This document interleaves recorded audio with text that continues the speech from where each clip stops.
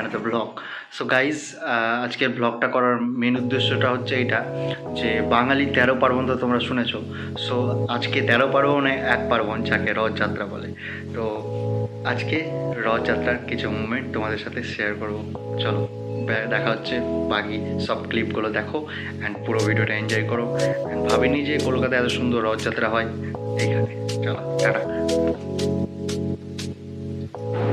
So guys, বাড়ি থেকে বেরোনোর পর আমি বিরাটি মোড়ে একটা জায়গা যাকে গোপাল মন্দির বলে সবাই চেনে, সেখানে পৌঁছালাম। সেখানে পৌঁছে দেখি সেই পুরনো ঐতিহাসিক জিনিস, সেই পুরনো ঐতিহাসিক মন্দির, সে পুরনো ঐতিহাসিক রাজবাড়ি।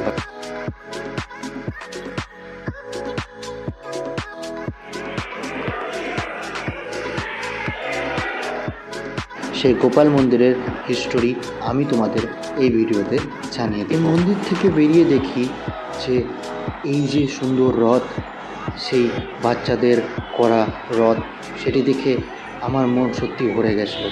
অ্যান্ড তারপরে এই মেলা কার না ভালো লাগে। আমি ভাবিনি যে এইখানে এত সুন্দর মেলা বসে, তাই ঘুরতে ঘুরতে এই সমস্ত জিনিস আমি পরিদর্শন করছিলাম, সেটা তোমাদের সাথে শেয়ার করছি।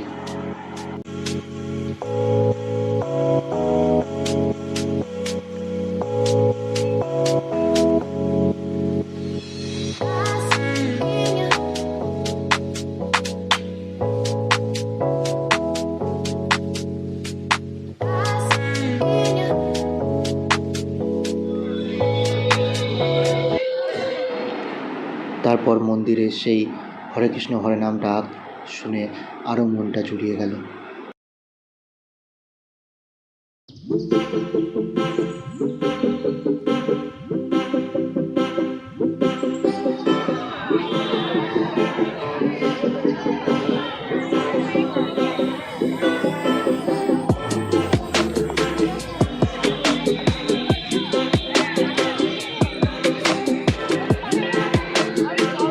তারপর এগিয়ে যাই সেই রথের দড়িটা টানার জন্য।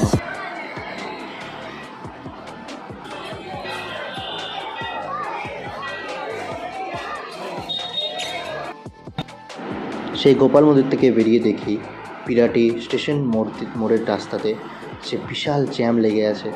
তারপর আরেকটু এগিয়ে দেখি যে এইখান দিয়েই রথ টানার চলছে।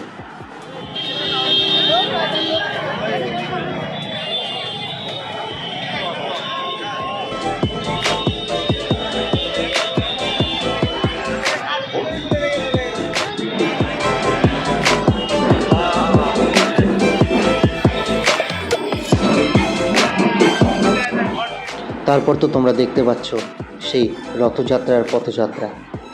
সেইখানে সেই সুন্দর যে পথযাত্রা, সেটি দেখে সত্যি আগ্রহে ভরে গেছিল আমার মন।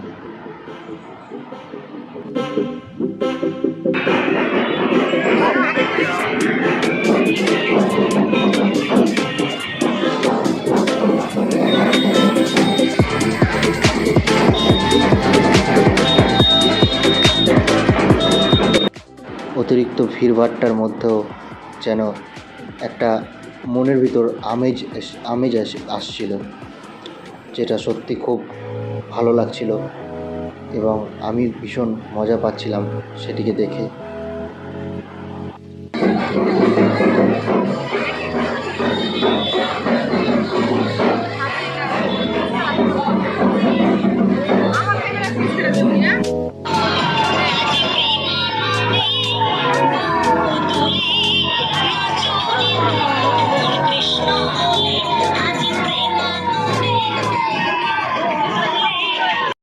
তাই তোমাদের সাথে সেই সুন্দর পদযাত্রাটি শেয়ার করলাম। এবং তোমাদের যদি ভিডিওটা ভালো লেগে থাকে তাহলে চ্যানেলটি সাবস্ক্রাইব করে নিও। এরকম আরও নানা নেটিভ ব্লগার টাইপের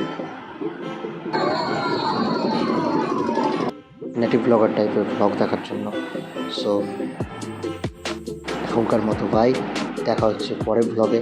অ্যান্ড বাকি ক্লিপগুলো তোমরা এনজয় করো। Thank you so much.